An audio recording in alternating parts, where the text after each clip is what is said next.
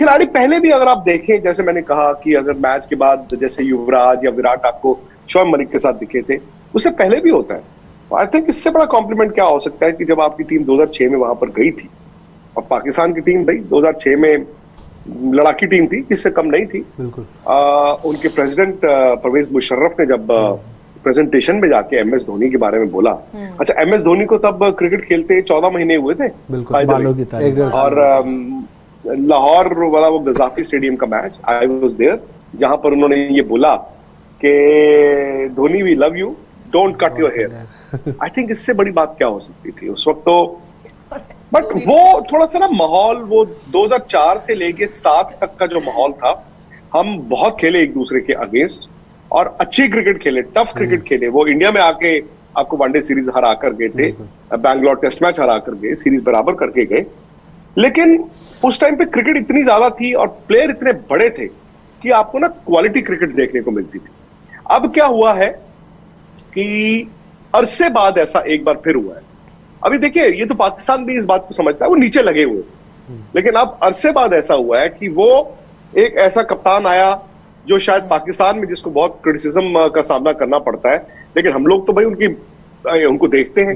अब कभी कभी क्या होता है, बाहर से या तो आपको बेहतर दिखता है या बाहर से हमें पूरी तरह नहीं दिखता, धुंधला दिखता है, हमें नहीं पता।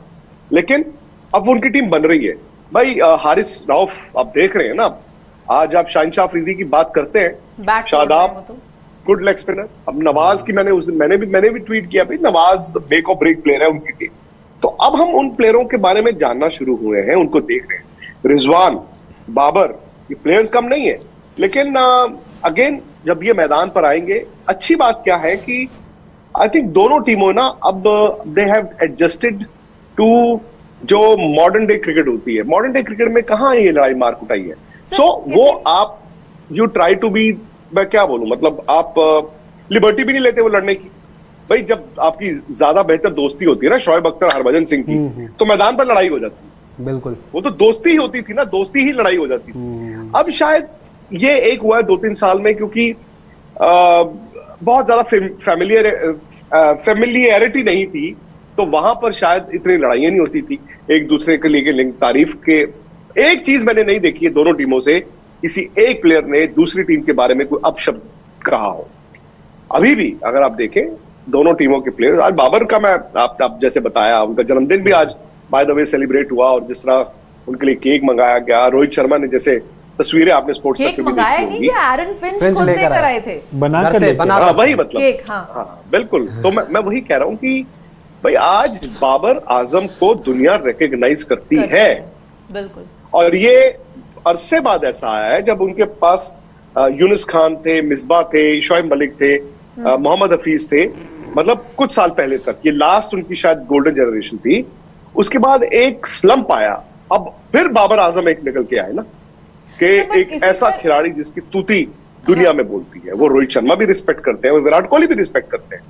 तो अच्छा है, मुझे लगता है कि बाबर में एक चीज मैंने देखी है जो शायद रोहित ने भी आज दिखाई है।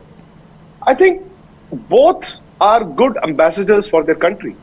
इवन इससे पहले विराट भी थे जब, तो वीजा भी पाकिस्तान में देखता था, तो दे ऑलवेज वर केयरफुल कि वो जब इंडिया पाकिस्तान का मैच हो तो हमारी इमेज कैसी बाहर जाए, मतलब हम अपने आप को कैरी कैसे करें। तो आई थिंक उसी लिए भाई पाकिस्तान में विराट की, रोहित शर्मा की इज्जत है, इसीलिए शायद इंडिया में बाबर आजम की इज्जत है, क्योंकि ये बड़ी, मैं कहता हूँ सियानत वाली बातें करते हैं। बाबर का वो ट्वीट विराट के लिए, आई थिंक वो बहुत बड़ा जेस्चर था उस वक्त। पोस्टर्स देखते हैं सर कि हम विराट कोहली को मिस कर रहे हैं कई बार, या है ना, हर साल हम वहां से कुछ ऐसी चीजें देखते हैं। हाँ, तो वहां पर भी लोग प्यार तो करते हैं। लेकिन सर मैं आपसे ये पूछूंगी एक सवाल, और आप दोनों भी इसमें अपनी बताइएगा मुझे राय क्या है। जब फॉर्मर क्रिकेटर्स तो अपनी बात मतलब कह देते हैं आपसदारी में या फ्रेंडशिप में कि जी इंडिया बहुत मजबूत टीम लग रही है और फेवरेट्स लग रहे हैं, जीत सकते हैं, वो जो करंट प्लेयर्स हैं इस वक्त पाकिस्तान की टीम के, उनको ये सब, उनको कैसा लगता होगा कि उनके जो सीनियर्स है वो सामने वाली टीम को ज्यादा तवज्जो दे रहे हैं, और लगता तो उनको भी होगा कि यार परफॉर्मेंस तो हम भी दे रहे हैं, इधर उधर रन्स तो हम भी बना रहे हैं, विकेट तो हम भी ले रहे हैं, फिर ऐसा क्यों? हमारे घर से अगर हमको कॉन्फिडेंस नहीं मिल रहा है। तो वो मैं आपसे मॉडर्न डे मीडिया की ये नजाकत है, ये डिमांड है, आप समझ गई हैं? हाँ मैं समझ गई हूँ, लेकिन पाकिस्तान प्लेयर्स कैसे लेते पाकिस्तान हैं वो वाहिद ऐसी मुल्क ऐसा होगा कि जब वो जीतते भी हैं और इन लोगों के रन भी होते हैं तो भी उनको गालियां तो खानी ही पड़ती है ना, मतलब उनको वो तो उनके लिए ब्रेकफास्ट लंच डिनर है। आई थिंक उनके प्लेयर्स यूज्ड टू हैं। खैर ये उनका अपना मसला है, बट ये भी है ना, अगर आप बाबर से पूछेंगे, बाबर ने बोला ना आज की रोहित भाई से मैं बड़ा कुछ सीखता हूँ। हाँ। विराट के बारे में इससे पहले कहते थे, MS धोनी की कितनी इज्जत, तो ये तो अच्छी बात है क्योंकि पाकिस्तान